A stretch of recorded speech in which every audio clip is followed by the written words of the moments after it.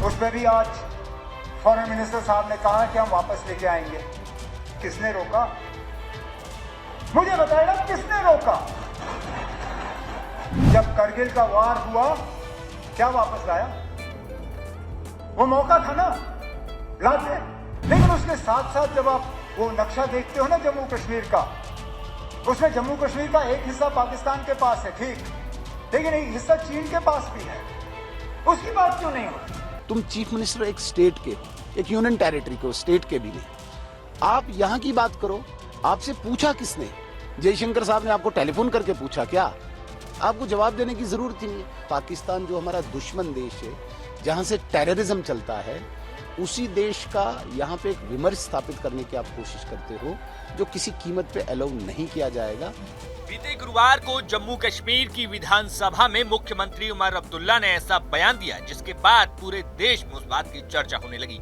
जी हाँ, एक तरफ जहां विदेश मंत्री एस जयशंकर ने पाकिस्तान को लेकर अपना स्टैंड साफ कर दिया कि भारत की नीति पाकिस्तान के लिए हमेशा वही रहेगी जिसके बारे में भारत हमेशा बात करता आया है। इसके बाद जम्मू कश्मीर की विधानसभा में उमर अब्दुल्ला ने कहा कि आप कहते हैं कि पाकिस्तान से आतंकवाद आता है, तो फिर आपको 370 हटाने की क्या जरूरत पड़ी? और जब अगर 370 से आतंकवाद था तो फिर पाकिस्तान से बात क्यों नहीं करते? इन तमाम आरोपों पर अब जम्मू कश्मीर नेता प्रतिपक्ष और भाजपा नेता सुनील शर्मा ने तीखा जवाब दिया है। सुनील शर्मा ने साफ शब्दों में मुख्यमंत्री की तरफ इशारा करते हुए कहा कि जब आपका वो कार्य क्षेत्र नहीं है तो फिर आप जो है दिल्ली वालों की बराबरी करने के लिए ऐसे बयान दे रहे हैं जो कि बिल्कुल गलत हैं। की बात करें, क्या डिटेल्स हैं सर लेटर की?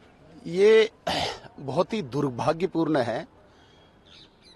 जम्मू कश्मीर की असेंबली में पिछले 3 दिन से कुछ मेंबर्स पाकिस्तान का शब्द उपयोग करके एक विमर्श स्थापित करने की कोशिश करते हैं। पाकिस्तान के साथ इंफ्रास्ट्रक्चर का कंपैरिजन करना, पाकिस्तान के साथ बातचीत की यहाँ से वकालत करना, ये बहुत ही दुर्भाग्यपूर्ण है। और मैंने आज अपना अफसोस और अपना पॉइंट ऑफ व्यू पार्टी का स्पीकर को लिखित रूप में दिया है कि ये डोमेन इस असेंबली का नहीं है और पाकिस्तान जो हमारा दुश्मन देश है, जहां से टेररिज्म चलता है, उसी देश का यहाँ पे एक विमर्श स्थापित करने की आप कोशिश करते हो, जो किसी कीमत पे अलाउ नहीं किया जाएगा। और स्पीकर साहब से भी मैंने अपनी नाराजगी प्रकट की। जब इस प्रकार की बातें वहां पे आती है, वो उन्हें टोकते रोकते नहीं है, उन्हें माइक ऑन करके बोलने देते हैं। तो ये मर्यादा को भंग करता है, ये इस हाउस की गरिमा को भंग करता है और इस पाकिस्तान के शब्द को ग्लोरीफाई असेंबली में न होने दें, ये मैंने नाराजगी प्रकट की है स्पीकर साहब से। तो सर कल उमर साहब ने भी जो है जी शंकर साहब का जो बयान था वही बेसिकली एक आप ले लो पीओजे के कश्मीर बेस्ड पॉलिटिकल पार्टीज को एक दिक्कत है, ये एक मानसिक पीड़ा से ग्रस्त है। ये यहाँ से अपने स्ट्रक्चर को एड्रेस करते हैं, उसको बराबर करते हैं दिल्ली के साथ। तुम हाउस में बैठे हो, असेंबली में, तुम चीफ मिनिस्टर एक स्टेट के हो, एक यूनियन टेरिटरी के हो, स्टेट के भी नहीं। आप यहाँ की बात करो। आपसे पूछा किसने? जयशंकर साहब ने आपको टेलीफोन करके पूछा क्या? आपको जवाब देने की जरूरत ही नहीं है। जहां पे आप जवाब देने के लिए उठे हो एलजी के एड्रेस पे, उसमें तो कोई शब्द आपने बोला नहीं। और यहाँ से जयशंकर साहब के स्टेटमेंट का जो इंग्लैंड में दिया है, किस कंटेक्स्ट में दिया है, कोई लेना नहीं, कोई देना नहीं।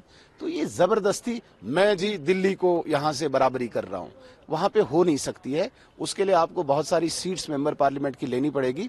फिर दिल्ली में जब पार्लियामेंट में बैठोगे उस वक्त आप एस जयशंकर साहब को स्टेटमेंट। लास्ट आज बजट जो है पेश करने वाले हैं सीएम साहब, तो क्या उम्मीदें हैं बजट? देखिए, जिस प्रकार से उनने वादे किए थे, उम्मीद उस प्रकार से कुछ दिख नहीं रही है। वो तो एलजी साहब के एड्रेस में भी हमें देखने को मिला। वैसे भी जम्मू कश्मीर स्टेट के पास कोई अपना रेवेन्यू नहीं है, नहीं रेवेन्यू जनरेशन के कोई सोर्सेज हैं।